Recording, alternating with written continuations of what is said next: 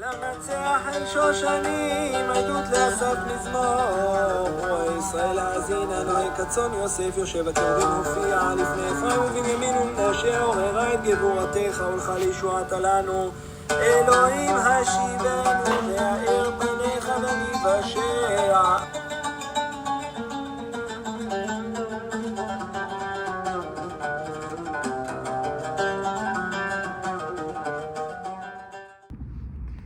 Shalom, Gesed Uvuchim Abaim, paz, gracias y bienvenidos a otra porción del estudio de la Torah, del estudio de la semana, que esta semana es Parashat Matot y Masei.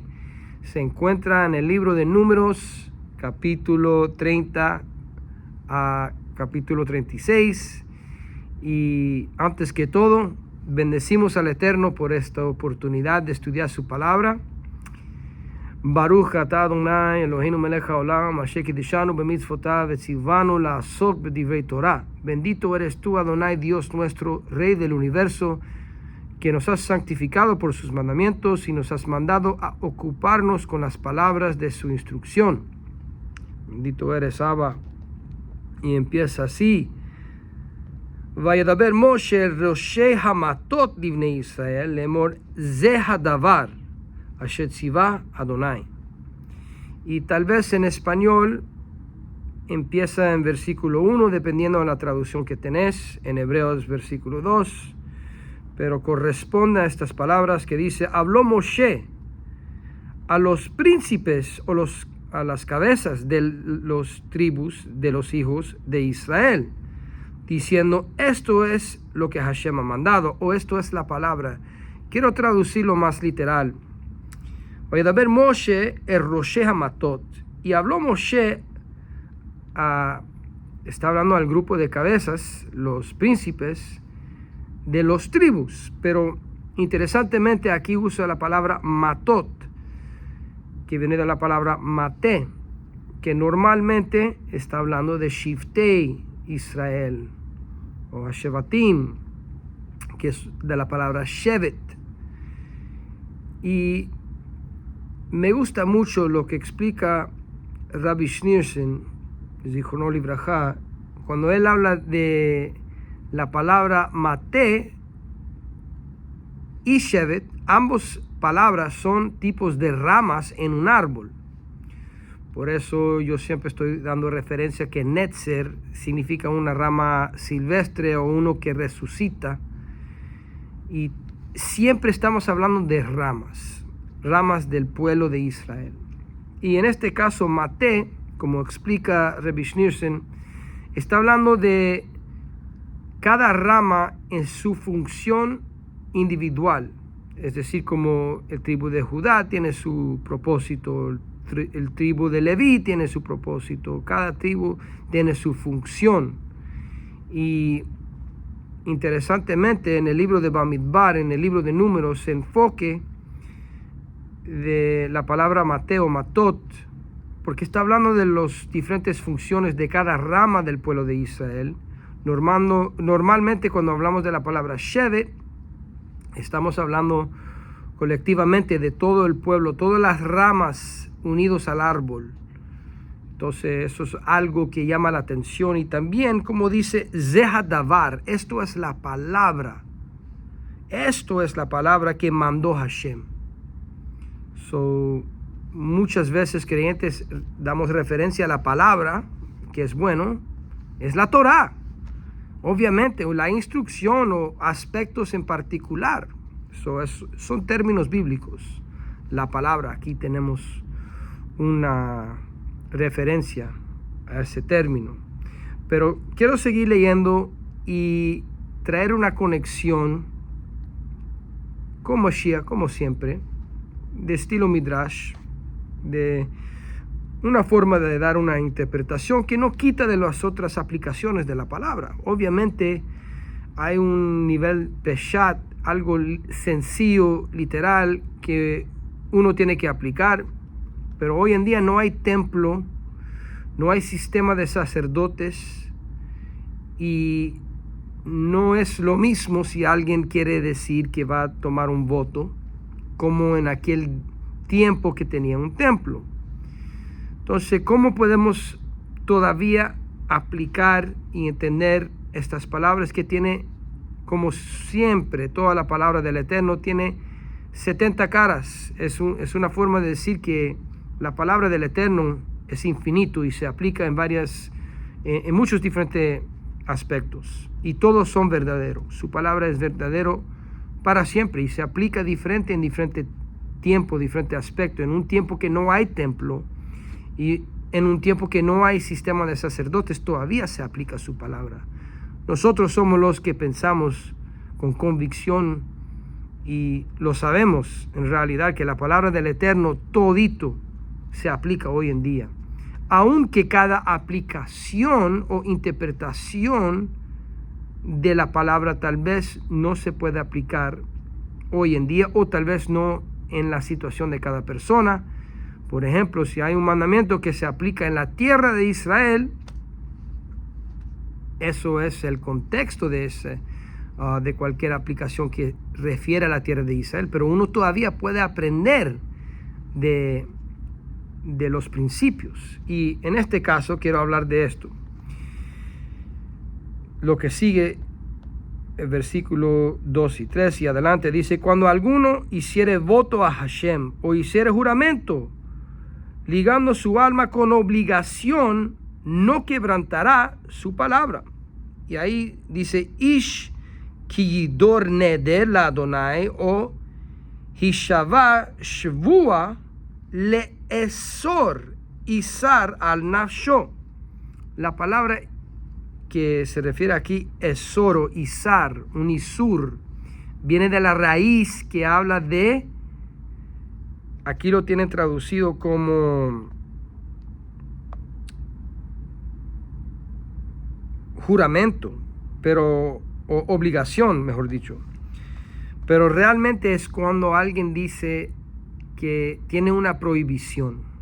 Está diciendo, está jurando por algo, un motivo, y toma prohibiciones. Es decir, yo no voy a tomar vino por mucho tiempo. Por ejemplo, vamos a dar un ejemplo de esto.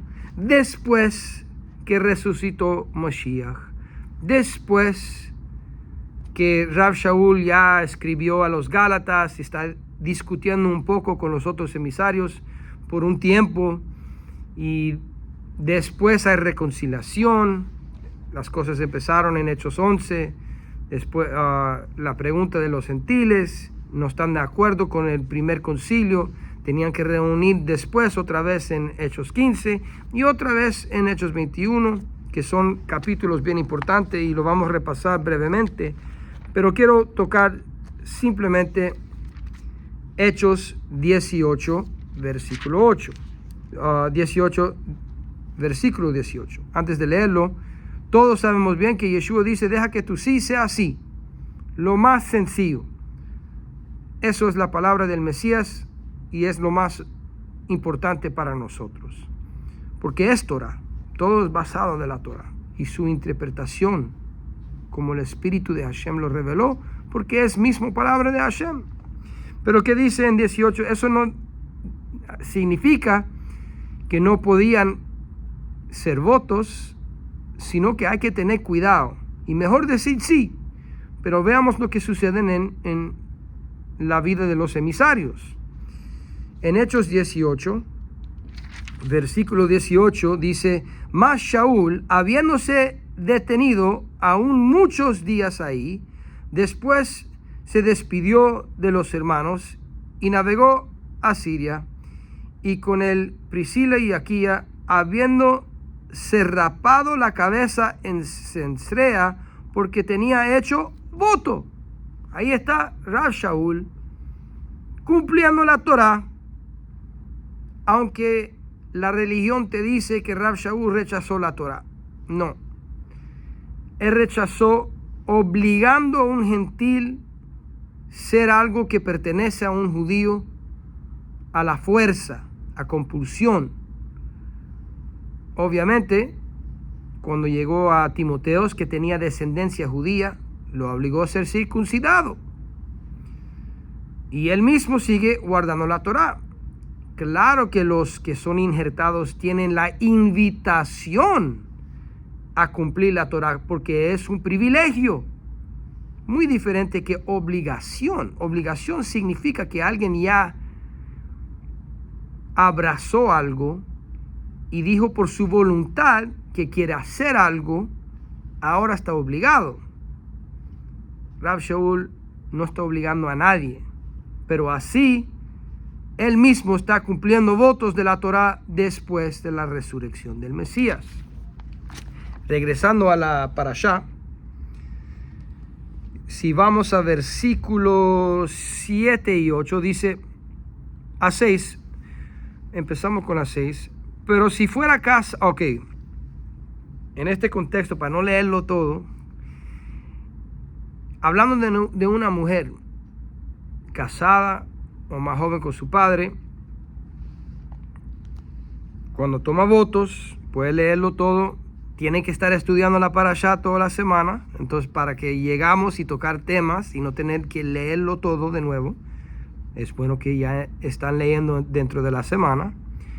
Pero si veamos sigamos con 3, dice, más la mujer cuando hiciere voto de Hashem y se ligaré con obligación en casa de su padre, en su juventud. Si su padre oyere su voto y la obligación con que ligo su alma, y su padre cayere a ello, todos los votos de ella serán firmes, y toda obligación con que hubiere ligado su alma firme será. Mas si su padre le vedaré el día que oyere todos sus votos y sus obligaciones con que ella hubiere ligado su alma, no serán firmes, y Hashem la perdonará por cuanto su padre se lo vedó. Aquí está el punto clave. Pero si fuera casada y hiciere votos o pronunciaré de sus labios cosa con que obligue su alma, si su marido le oyere, y cuando le oyere callaré a ello, los votos de ella serán firmes, y la obligación con que ligó su alma firme será. Pero, versículo 8 de capítulo 30, pero si cuando su marido lo oyó, le vedó, entonces el voto que ella hizo y lo que pronunció de sus labios con que ligó su alma será nulo, y Hashem la perdonará. Es decir, su padre o su esposo o alguien que tiene otro nivel de autoridad sobre alguien. En este caso, la mujer es el ejemplo que tenemos, y tenemos también el esposo. Tienen autoridad de cancelar lo que alguien, en este caso la esposa, la mujer, dice sin saber, tiene oportunidad de ser perdonado porque no tenía conocimiento de realmente lo que estaban haciendo, o tal vez es algo que afecta más de una persona. Hay muchas cosas que podemos ver, pero quiero enfocar solamente en eso, que el esposo, padre o esposo, tiene derecho a cancelar lo que dijo esta mujer, en este caso tomando un voto. Y con esto en mente, podemos ver lo que dice en el libro de Romanos. En el libro de Romanos vemos el famoso capítulo 7, y no lo vamos a estudiar todo completo, sino ciertos aspectos. En versículo 2 dice, porque la mujer casada está sujeta por la Torá, por la ley, al marido, mientras éste vive. Pero si el marido muere, ella queda libre de la ley del marido. Pon atención. A veces cristianos leen como quieren leer la palabra, como fue enseñado en su denominación. Hay instrucción. Recuerda, ley es instrucción. Hay instrucción para diferentes cosas. En este caso está diciendo, si muere el esposo, esta esposa está libre de la ley de un marido. Es decir, eso no significa que ahora ella puede ir a robar y hacer cosas que son en contra de la palabra del Eterno. Está liberada de sus obligaciones a su esposo, pero mientras que él está vivo, él tiene autoridad. Y quiero que ponemos esto en mente. Leamos versículo 6. Pero ahora estamos libres de la ley por haber muerto para aquella en que estábamos sujetos. Para aquella en que estábamos sujetos. De modo que sirvamos bajo el régimen nuevo del Espíritu y no bajo el régimen viejo de la letra. Es decir, ¿espíritu de qué? Espíritu de la Torá. La letra es religión de hombre, sea cristiano, sea judaísmo, sea lo que sea. Pero la ley, la Torá del Eterno, es eterno. Y sí da autoridad a los hombres en posición como esposo, padre, maestro, rabino. Pero cuando hay corrupción hay que recordar que el origen de la ley es del Eterno. Y los mismos sabios dicen que la Torá puede ser algo que da vida o algo que quita vida, dependiendo de dónde viene y la intención de la persona. Es decir, si alguien viene con una motivación a manipular y ganar dinero como Bilam, la Torá para esa persona va a ser maldición. La letra lo va a matar porque no tiene el espíritu de Hashem. Pero en caso de los que son del Mesías, ¿qué dice aquí? En versículo 21 adelante dice: así que, queriendo yo hacer el bien, hallo esta ley, que el mal está en mí. Pero según el hombre interior, me deleito en la Torá de Elohim, la Torá del Eterno. Pero veo otra ley en mis miembros que se revela contra la ley de mi mente y que me lleva cautivo a la ley del pecado que está en mis miembros. No está en contra de la ley del Eterno, la Torá HaKedoshá, la Torá que fue entregada a Moshe Rabbeinu. Él está hablando de la ley de la carne, de Yetzer Hará, la inclinación que cuando uno aprende más y más Torá, ya uno vea bien claro la diferencia entre lo que es voluntad del Eterno y voluntad de la carne. Y sigue: miserable de mí, ¿quién me librará de este cuerpo de muerte? Gracias doy a Dios por Yeshua el Mesías, nuestro Señor.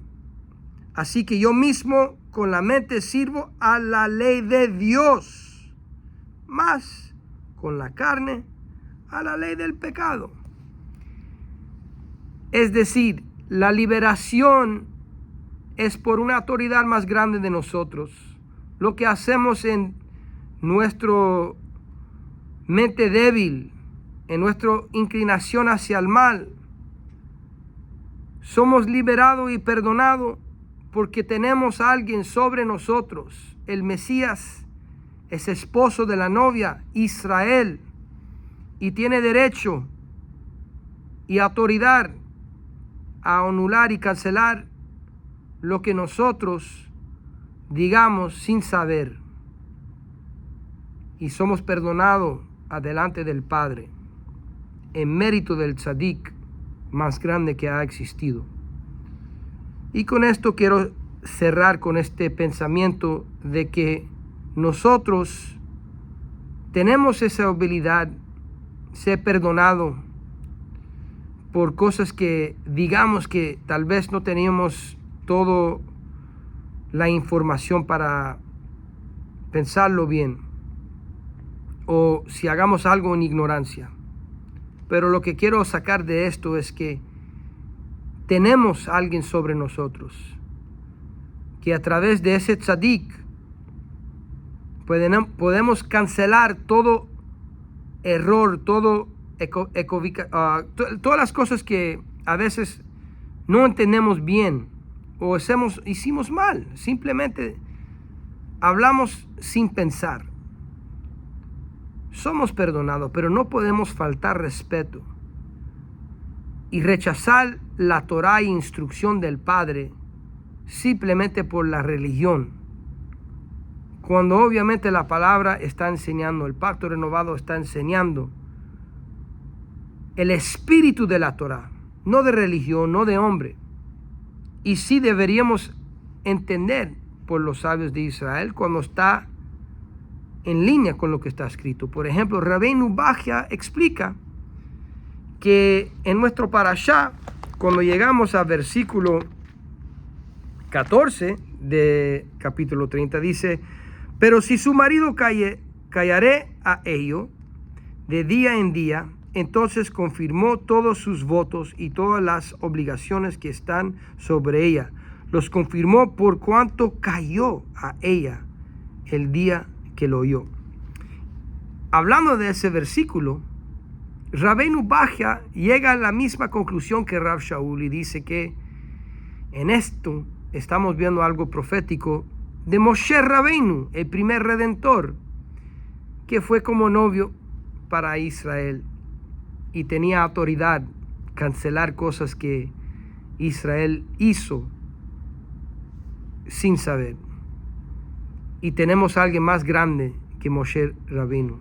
Alaba Shalom. Amamos a Moshe Rabbeinu, le damos todo respeto y honra, pero el redentor final aún tiene más autoridad y su nombre es Yeshua. Shabbat Shalom.